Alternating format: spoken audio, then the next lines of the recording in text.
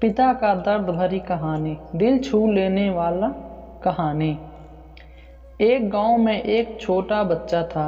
उसके पिता तो थे, लेकिन माँ की मृत्यु हो गई थी। पिता सारा दिन काम करता और अपने बेटों को पाल पोस कर बड़ा करता है। वह सारे सुख अपने बेटों को देता है जो एक माँ दे सकती थी। उस पिता ने कभी कुछ नहीं मांगा, सिर्फ इतना ही मांगा कि मेरे बेटे को कोई परेशानी ना हो। दिन बीतते गए, बेटा पढ़ लिख कर अच्छा जॉब भी करने लगा और वह शहर में रहने लगता है। कुछ दिन बाद वह अपने पिता से मिलने आता है और कहता है, पापा मुझे कुछ पैसों की ज़रूरत है। मैं चाहता हूँ कि शहर में ही ज़मीन लेकर अपना घर बना लूँ। पिता इस बात को सुनकर बहुत खुश होते हैं। सोचते हैं कि मेरा बेटा है, एक ना एक दिन मेरा नाम करेगा। जिंदगी भर की बचाई हुई पूंजी को निकाल कर अपने बेटों को दे देते हैं। बेटा शहर चला जाता है और उन पैसों से अपना घर बना लेता है। पिता इधर इंतज़ार करता रहता है कि मेरा बेटा फिर से आएगा, एक ना एक दिन तो मेरे पास आएगा ही। जाएगा कहाँ? उसके पास अब कोई नहीं जाता था, क्योंकि ना ही उस पिता के पास पैसे थे, ना ही रहने का जगह था। कुछ दिन बाद बेटा फिर लौटकर आता है और अपने पिता से कहता है, पापा आप दादाजी बनने वाले हैं। पिता को बहुत खुशी होती है। इस बात को सुनकर वह कहते हैं, तू मुझे मेरी बहू और पोते से कब मिलाएगा? बेटा कहता है, बस पापा थोड़े दिन और।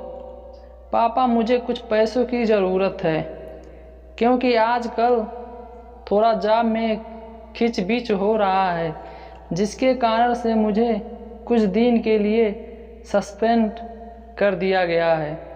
पिता के पास कुछ नहीं रहता है देने के लिए, लेकिन फिर भी कहता है, अच्छा बेटा तू रुक, मैं अभी आया कुछ पैसों का बंदोबस्त करके।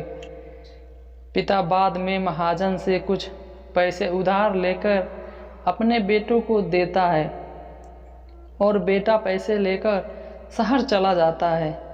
बरसों गुजर जाते हैं।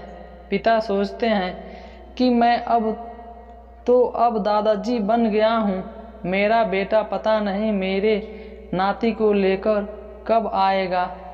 फिर सोचने लगते हैं, समय नहीं मिलता होगा, इसलिए मेरा बेटा अभी तक आया नहीं, वरना आया ज़रूर होता।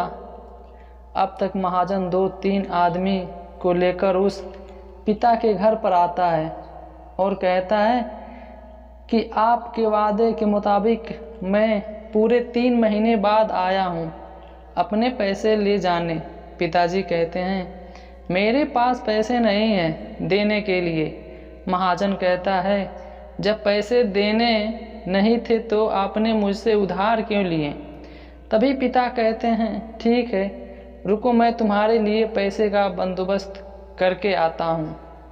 और वहाँ के नज़दीकी अस्पताल में चले जाते हैं। वहाँ जाकर अपना ब्लड डोनेट करते हैं और अपनी एक किडनी बेच देते हैं और उस महाजन का कर्ज चुका देते हैं। किडनी बेचने के बाद उनकी स्थिति और भी ख़राब हो जाती है और वह उस राह में जी रहे होते हैं कि मेरा बेटा एक दिन आएगा ज़रूर। इस आस में जीते जीते एक दिन पिता की मृत्यु हो जाती है, परंतु उस बेटे को अपने पिता का आग देने भी नसीब नहीं हुआ। थैंक्स। आशा करता हूँ यह कहानी आपको अच्छी लगी हो।